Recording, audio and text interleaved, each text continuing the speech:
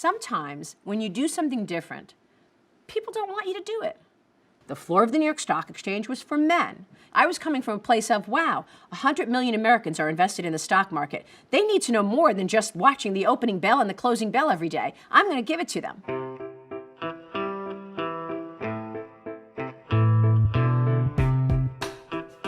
I think the influences on my pro-market philosophy have been from my grandfather, Bartiromo. He came to this country in 1919 on a ship called the Rex. He decides to build a restaurant and he names it the Rex Manor after the ship. He gives me my first job as the coat check girl. That's capitalism. I was at NYU studying economics, and my mother actually said, Maria, you should try journalism. I think you would be good at it. And I fell in love with it.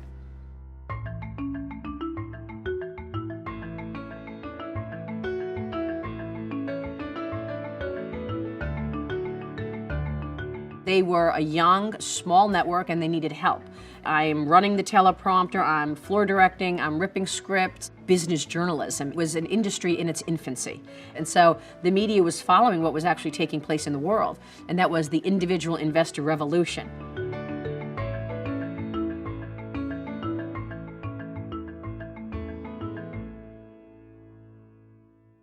I knew it wasn't what I wanted. In my heart of hearts, I knew I wanted to be in the field, and it was that moment that I said to myself, okay, the only thing to salvage this situation is to put a tape together with me on camera.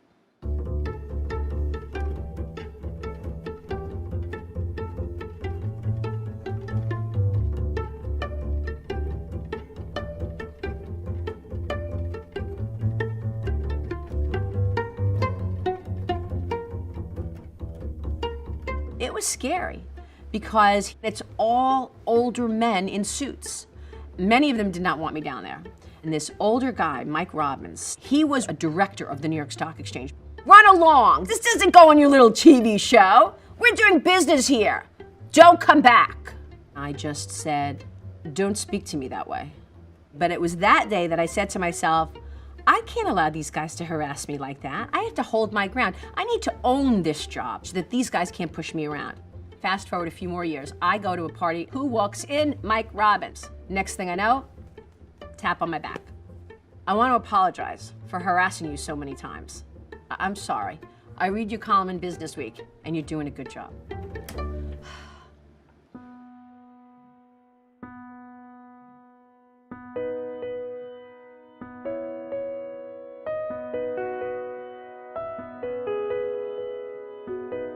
He came to me and said, look, I have an opportunity to give you an amazing platform and to help me build the Fox Business Network and do it in a way that you think it should be done. I wanted to do longer interviews. I wanted to do more perspective, more analysis, and I needed to stretch myself.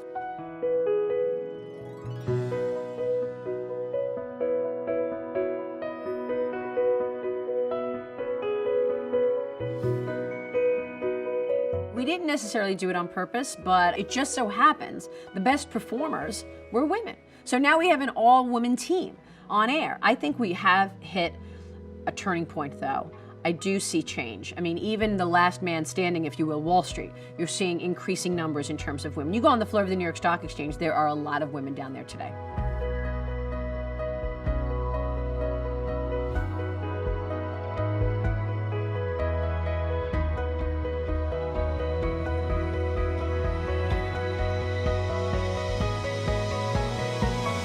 Three, two. We are 90 minutes into the training session. Take a look at where we stand. I mean, I have to be honest. I work a lot, and I love my job. I can't say that I have figured out the balance thing. I don't turn off a lot. I'm not at the stage to turn off. I'll sleep when I'm dead.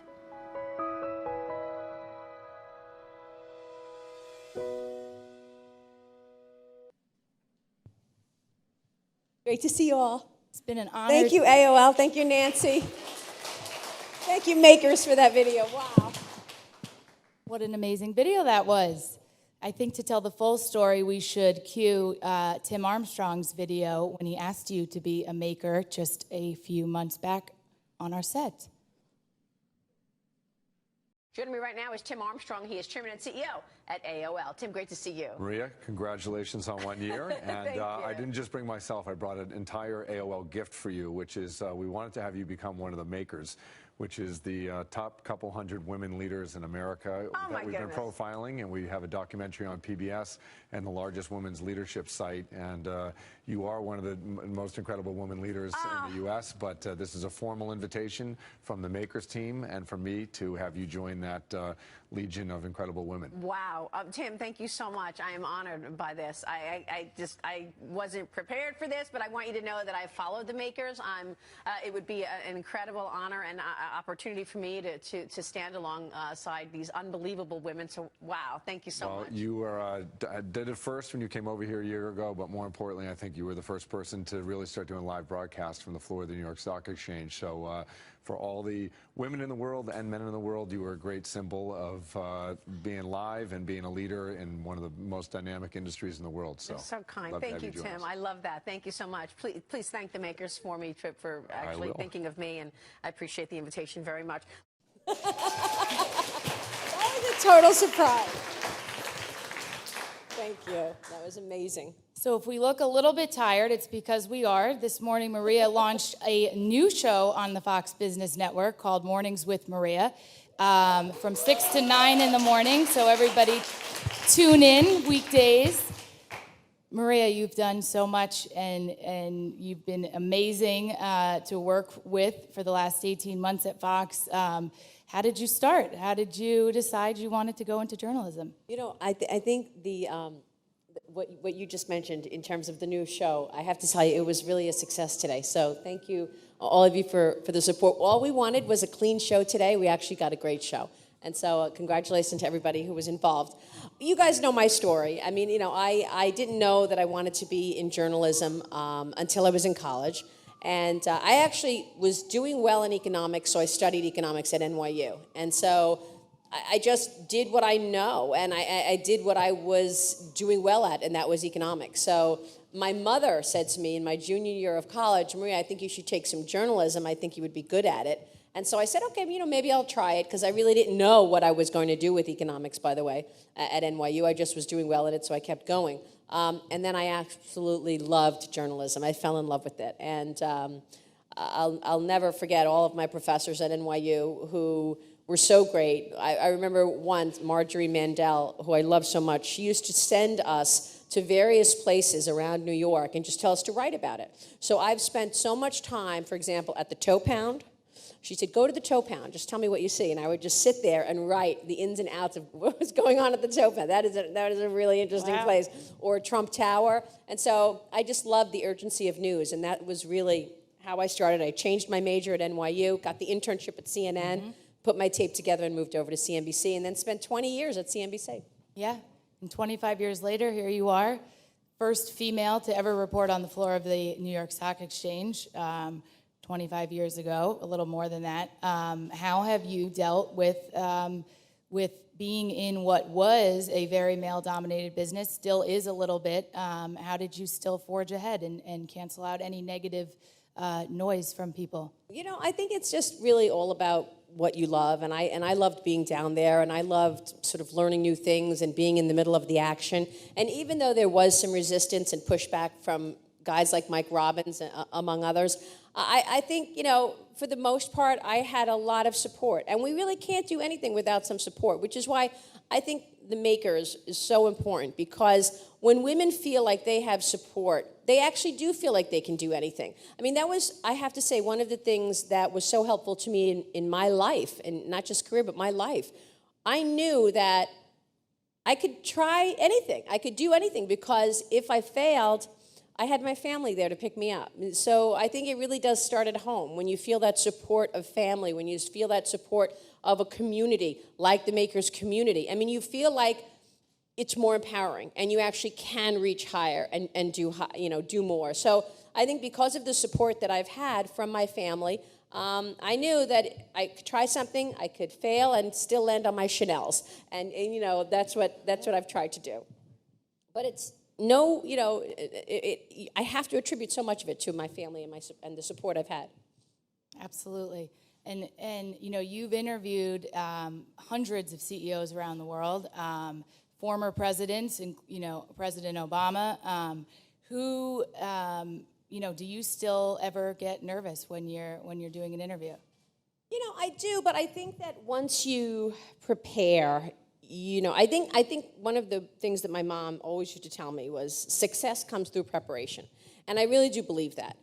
I think when you are nervous or anxious about something, it's probably because you're not confident. But when you know going into something, I've got this. You know, the story that I've shared actually when I gave the NYU commencement address a couple of years ago. And to end my speech, I said, and before I go, I have one quick story for you. You must know that you are here, you've gotten here, you've done the work, you've studied.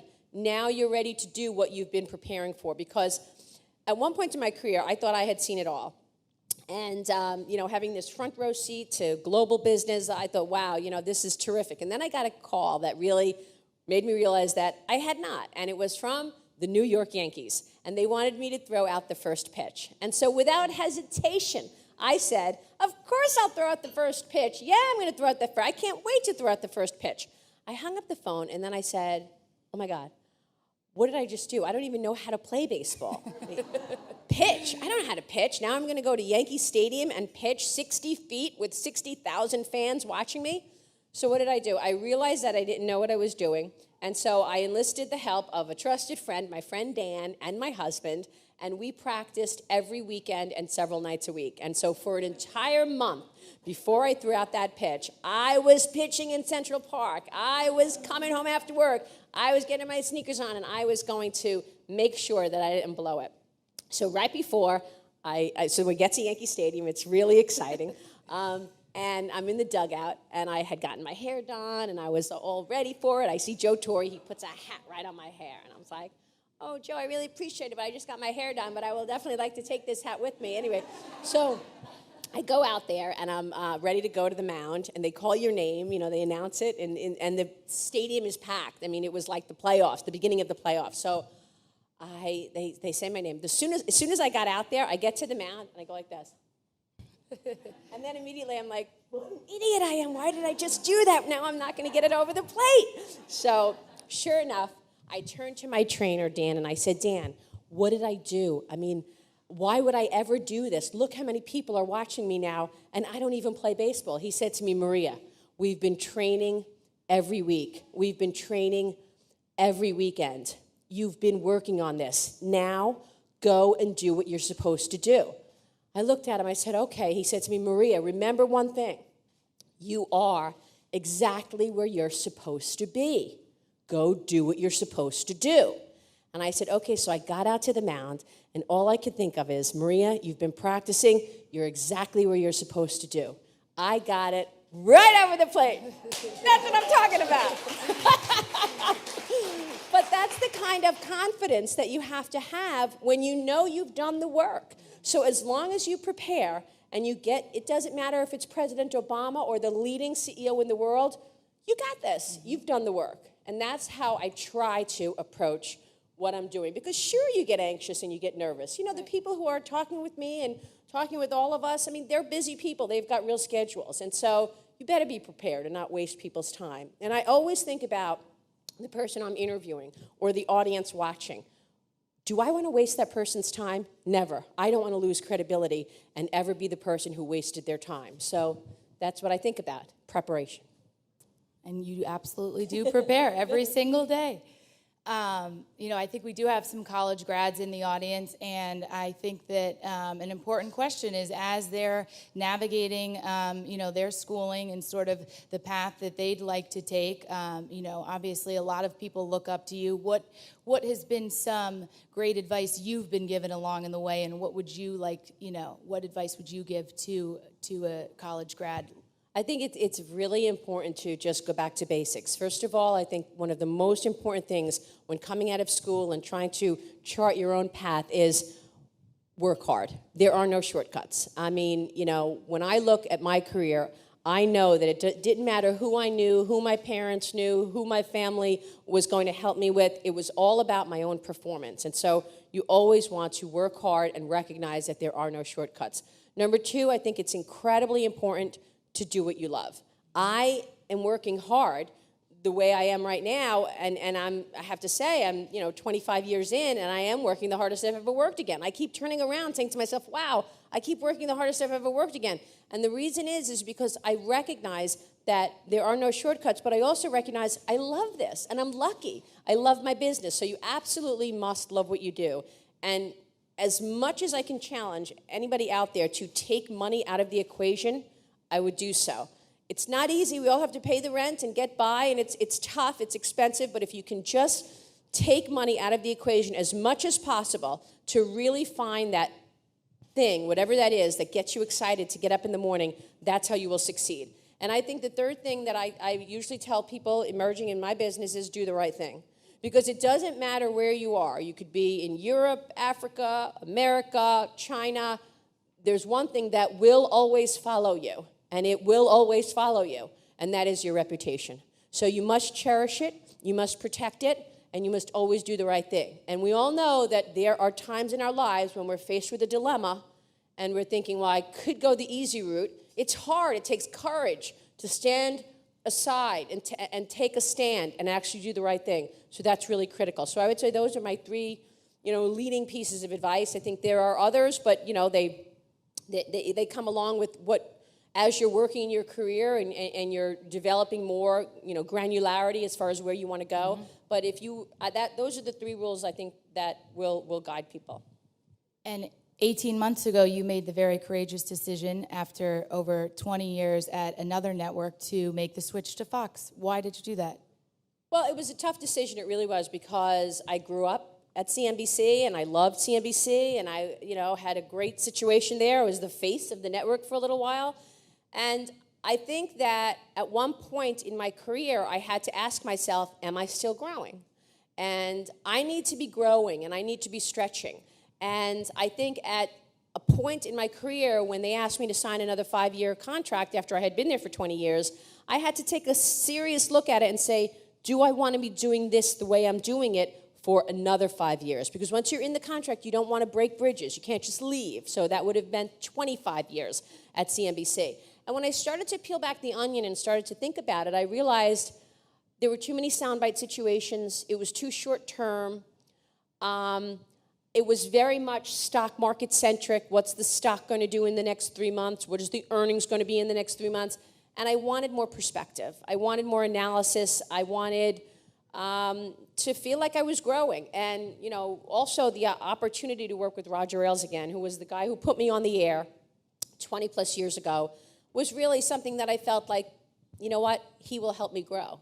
And so even after all of those years at one place and 25 years in an industry, 5 years at CNN and 20 at CNBC, I realized, I'm not ready to hang it up. I want to keep going. I want to keep growing. And the only way to keep growing is to stretch yourself, is to put yourself in a situation that maybe you're not so comfortable, that you really have to figure it out. And that's what Sunday Morning Futures has done for me, my Sunday morning program on Fox News Channel, because it's talking about foreign policy and economic policy, not just stock market-centric things.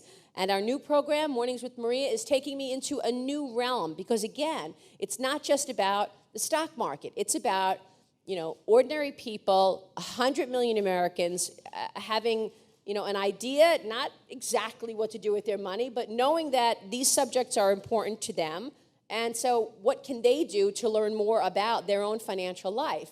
And so I felt like this was an opportunity that I had to grow. And I have to tell you, I was talking to someone the other day, a guy who I know from Wall Street, Larry, just retired. He was at the same place for 30 years. And he's going through this, back and forth within his heart. Should I have retired? Should I not have retired? It's very tough when you're at one place for so long to think about starting anew and going somewhere else. It really does take courage. But when you think about your own being, your own self, have you stopped growing? Are you still doing things to stretch yourself and learn more things? If the answer is probably not, then it is time to shake it up. And I can tell you, 18 months later, I just am so happy with my decision. I feel like I did shake it up, and I feel like I'm growing and learning new things, and it's really exciting. That's what you want out of your career, to feel good about it and to feel like, wow, I'm still learning things. That's why I left. And we're so happy to have her at Fox. So after all of these years, what would you say your greatest achievement has been? Well, listen, I feel like so lucky and fortunate to have had this opportunity to be able to cover business news and have this front row seat in the global economy. A lot of people say that becoming the first person to broadcast on the floor of the New York Stock Exchange was a great achievement, and it is, and it was, and I thank Dick Grasso and everyone who allowed us to bring a camera down there.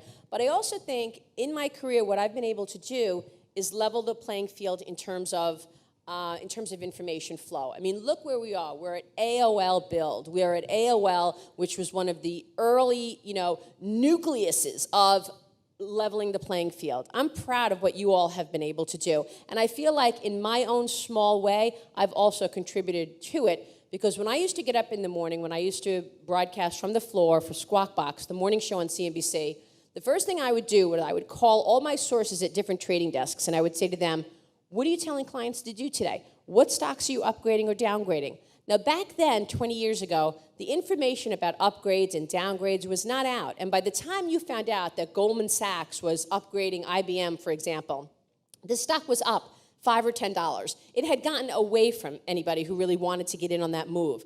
But what I was able to do was have one source at one firm, and then another source at another firm, and then another source at another firm, and it just kept growing, whereas I was able to call them at 6 o'clock in the morning, and they would tell me, Merrill is pushing XYZ today. Goldman Sachs is pushing XYZ today. And they would say, you can't go with it until 7 a.m. when we send it to our clients. So right in a snap, I was able to help level the playing field so that individual investors were getting that same institutional research that the big research houses were charging so much for. And so I'm really proud of that, being able to contribute to really leveling the playing field for investors so that they had the same information available that the institutions had that were paying so much money for it. And throughout my career, I've been able to see how information has just exploded. I mean, all of you working at AOL know that it wasn't always like this, but there's been an explosion of information, and it's only been good for people. Is there a lot of noise out there? Of course. There's a ton of noise out there, and the onus is on us to separate the noise from the important information. But you have to believe that this is better for people today to have the options, to have information at their fingertips for their own well-being. Before we take questions, I think, here we are at AOL. This is such a technologically advanced world that we're living in. People are waking up, getting their information, in 140 characters or less on Twitter, on a number of different outlets. How in television do you think we stay relevant for people? Well, I think it's ours to lose, frankly. I think that, right now there's so much distribution out there, and we all know that the industry is changing so much. But I think that if you're a trusted brand and a trusted franchise, it's yours to lose. You can still hold on to it and have even more distribution to actually get your content out there, so long as you're doing a good job and you keep people's trust. I think, yes, the industry is changing tremendously, but I believe that content is a beneficiary here, because you're actually just opening up different lines that you could actually distribute that content. So I like where things are moving, actually. I think it's a positive. I don't think you look at our business anymore and say, oh, that's the TV business, oh, that's the online business, right. That's the magazine business. It's all coming together. And investors and consumers, they want it all together, and they want it where they're wanting it. So I think that's a positive. It empowers people. Certainly it keeps the people who are doing the work and generating content and on their toes, because they've got to make sure they've got information that people want. But I think the changes that are happening are dynamic, and I think they're great. And as I look back on my 25 years, you know, I've been proud to be able to see all of these new firsts. Like when I first started, there was this individual investor explosion where individuals, retail investors, felt that they could arm themselves with enough information to make smart investment decisions. Then there was the global story where something happened in one part of the world and it would, you know, have an impact in another part of the world. Then there was the dot-com boom and the dot-com bust, and then the housing boom and then the housing bust. You know, we've seen along many of our careers all of these different situations where there have been structural change. I mean, you go back to 2005, 2006, why were home prices up so much? Take any city or state, you know, I like to look at Phoenix, Arizona. In Phoenix, Arizona, in 2006, the average price of a home was 40% higher than it was a year earlier. Why? Why did home prices rally so much, and why were we all under this impression that home prices only went up? Until they didn't, until they busted, and then the housing market caused an amazing recession. So I think it's important when we're in periods like that, whether it's a dot-com boom, the dot-com bust, the housing boom and bust, and then, of course, there was the debt crisis in Europe, it's important to take a step back and say, what did I learn and what's different? You know, there are periods of euphoria that we all get involved in, and we forget that fundamentals matter, that it's not necessarily, you know, clicks to a website that will dictate your fortunes or, you know, show fundamental strength. No, it's the same as it always has been. It's earnings, it's revenue growth, it's growth. And so that's why growth has become so important in terms of the overall economy as well. I think we're going to take some questions now from the audience.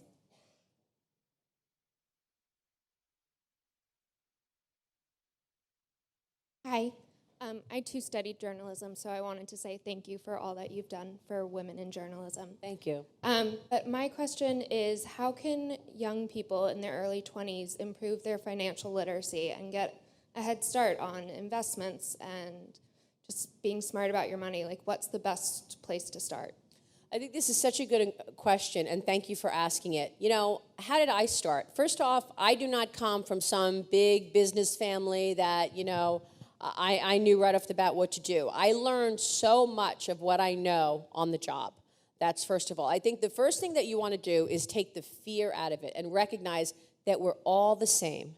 If you talk to me up here about PE ratios and CDOs and CMOs, you lost me. I have no idea what you're talking about because it just doesn't relate to me or the average person out there. I think it's really important to take the fear out of it and recognize that this is a subject that's complicated for everybody, but it doesn't have to be. I mean, I used to get phone calls from my girlfriends, and they would say to me, Maria, great shoes, love the hair, no idea what you're talking about. I mean, and I would say to them, girls, you gotta understand, this is really basic stuff. I think the number one thing to do, first of all, is to understand your own financial life. How much money is coming in? Where is that money going out? You've got, you know, your own balance sheet to look at. So you want to make sure you understand clearly the revenue, your earnings coming in, and what you need to pay for. Then the simplest way I try to help my friends and family with, I put it into 3 buckets. So I have one bucket that's savings, one bucket that is retirement, and one bucket that's just fun money if I want to buy myself a treat, because we all need treats from time to time. So the first one is savings. So let's say I know that I have kids and I know I'm going to have to pay for my daughter's wedding. Okay, that's one bucket. I know that at some point, maybe not in the next 20, 30 years, who knows, I will retire. I want to have a retirement fund. That's another bucket. Those 2 buckets, I'm not touching. I'm just trying to fill up those buckets, and I'm trying to get them to a level where it's an automatic thing out of my paycheck. And maybe it's small. Maybe some weeks I'm not going to be able to save more than $500 or $20. Some weeks I'll be able to save $1,000. But I'm going to keep one eye on those 2 buckets and make sure that I'm filling them up. And then it's the fun money, so that if I see and I decide I want to buy that pair of shoes, I can treat myself. So those are for my own financial life. And then I think it's important to keep up with business information. You could pick up the journal, you can pick up business magazines, see what's going on, you know, understand why things move the way they do. There are a few very easy sort of 101 books from the Wall Street Journal that you can get in terms of your own financials. But I think most important is taking the fear out of it. Because just like my girlfriends, immediately we write it off. We think we don't know. And so because we think we don't know, we get scared and then we shut down. And that's the absolute wrong thing to do. I remember when I was covering 9/11, and I met all these women, widows. They lost their husbands, but they didn't just lose their husbands and their love of their life.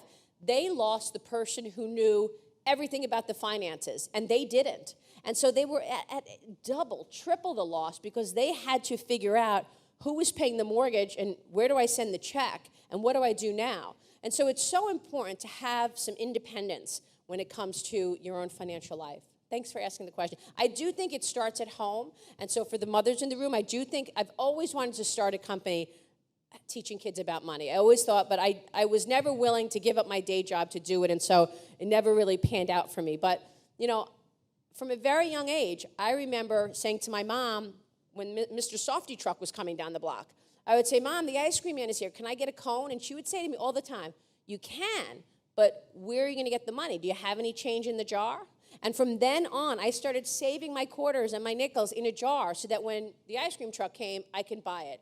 She also always started a Christmas club. I don't know if anybody in the audience is of my generation that they know what a Christmas club is, but my mom would start the year and open a Christmas club for me, my sister, and my brother. And every time she got paid on her job, she would funnel a little money into the Christmas club. And then come the end of November, she would give me a check for like $1,000, and then I was able to buy everybody I knew presents. But the point is I watched her all year save, save, save, save. And it planted such an unbelievable notion in my head that I needed to save. And the other, lesson was if you wanted this, you needed to do this. Nothing came easy. You want an ice cream cone? Sure, you can have it. But how are you going to pay for it? You have to save. These little lessons were so powerful from my parents when I was 4 years old. Time for one more question.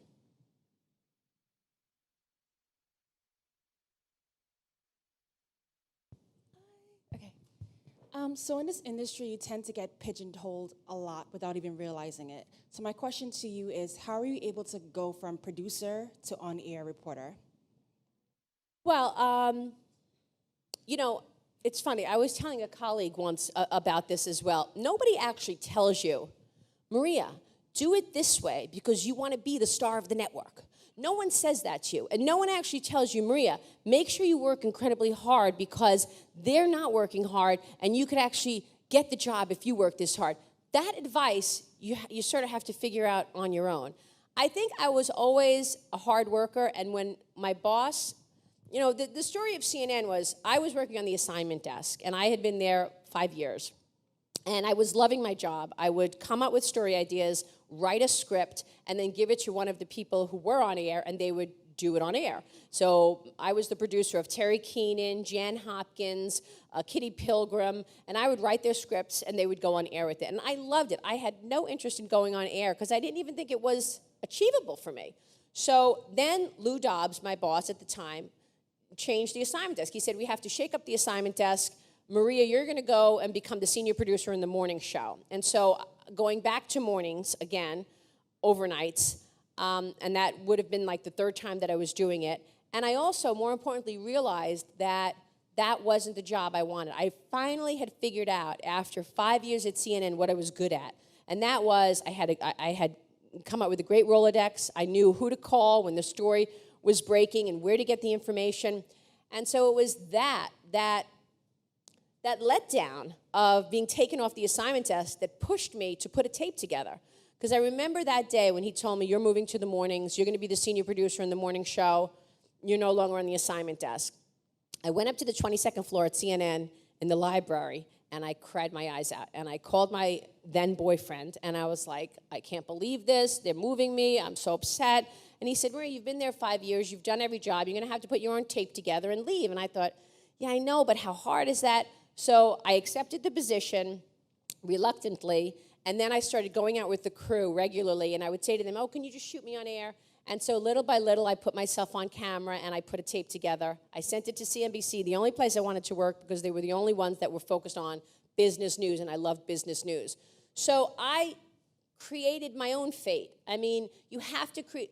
One of my bosses once, Jack Welch, said to me, create your own fate or someone else will. And I truly believe that to my core.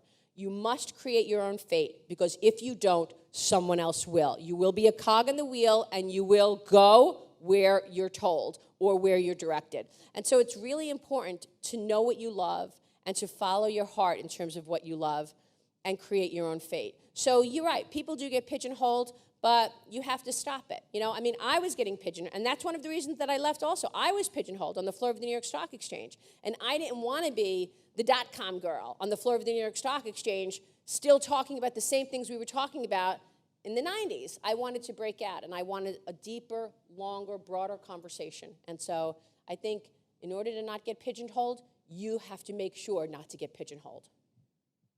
Thank you so much for having me today. Kelsey, thank you. Thank you, everyone.